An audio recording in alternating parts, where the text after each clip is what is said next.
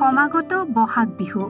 সমান্তৰালকৈ বিভিন্ন বিহু হুঁচৰি দলে পূৰ্ণগতিত চলাই গৈছে আখৰা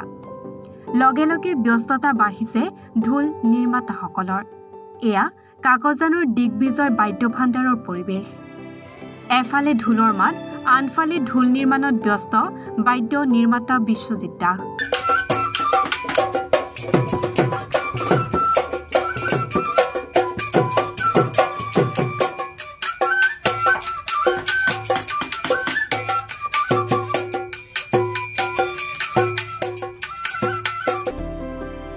উল্লেখযোগ্য যে যোৱা ২৫টা বছৰে এই বৃত্তিতে ব্যস্ত থকা এই বাদ্য প্ৰতিষ্ঠানে এইবাৰ সমগ্ৰ অসমৰ ঢুলীয়াকে ঢোল যোগান ধৰাৰ লগতে দেশৰ বিভিন্ন প্ৰান্তলৈও ঢোল যোগান ধৰিছে দাসে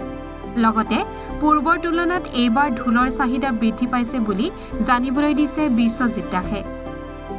ইপিনে বজাৰত সামগ্ৰীৰ মূল্য বৃদ্ধিৰ বাবে ঢোলৰ মূল্য কিছু বৃদ্ধি কৰিবলগীয়া হৈছে যদিও বৰ্তমান নৱপ্ৰজন্মৰ মাজত বিহুৰ যি চৰ্চা অব্যাহত আছে ঢোল বিক্ৰীৰ ক্ষেত্ৰত অসুবিধা হোৱা নাই বুলি মন্তব্য কৰিছে বিশ্বজিৎ দাসে পুৰণা ঢোল আপোনাৰ যোৱা বছৰতকৈ এবছৰ ভাল পৰিছে বাৰু পুৰণা ঢোল আপোনাৰ এতিয়া 100 পাৰ কৰিছে যি বেলিকা আৰু আপোনাৰ নতুন ঢোল যোৱা বছৰতকৈ এবছৰ ভাল দেখিছোঁ নতুন ঢোল এতিয়ালৈকে গৈ আছে 20টা-25টামান গ'ল সৰু ঢোলো গৈ আছে মানুহৰ সমাগম ভাল পাইছোঁ এবাৰ কেনেকুৱা দামবোৰ আপোনাৰ একেবাৰে সৰু ঢোল বুলিলে একেবাৰে সৰুটো আছে 500 টকা আৰু একেবাৰে ডাঙৰ ঢোল বুলিলে 12,000 টকা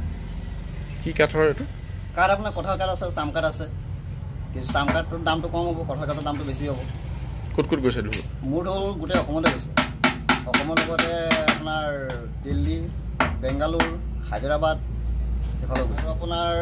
এইবাৰ ধৰক যোৱা বছৰতকৈ বতৰ ভাল পাইছোঁ বতৰ ভাল হোৱাৰ কাৰণে এইবাৰ ধৰক ঢোলো বেছি আহিছে ৰিপেয়াৰিং কামো আহিছে আৰু আপোনাৰ অসম চৰকাৰে যিখিনি কৰি আছে বিহুৰ কাৰণে সেইটো কাৰণেও মানুহ উৎসাহিত হৈ পিনি ঢোল কিনিবলৈ আহিছে আৰু ঢোল বনাবলৈ আহিছে নতুন চামৰ ল'ৰা ছোৱালী বেছি আছে আজিকালি নতুন চামৰ ল'ৰা ছোৱালী বেছিভাগ আহে ঢোলৰ সমান্তৰালকৈ কি বিক্ৰী হয় আৰু ঢোলৰ লগতে আমাৰ নেগেৰা খোল দবা তবলা বাদ্য যিবোৰ আছে সম্পূৰ্ণখিনি বিক্ৰী কিমান বছৰৰ পৰা হৈ আছে এইটো দোকান মোৰ আজি 25 বছৰ পাৰ হৈ গ'ল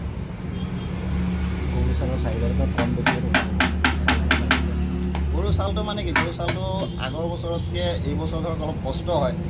আৰু গৰু চাউলটো এইবাৰ মানে কি হৈছে অলপ চেৰিবলগীয়া হৈছে গৰু চাউলটো জেগাটো দাম বাঢ়ি গৈছে এতিয়া সেইটো কাৰণে আমাৰো মানে অকণমান দামটো বঢ়াবলগীয়া হৈছে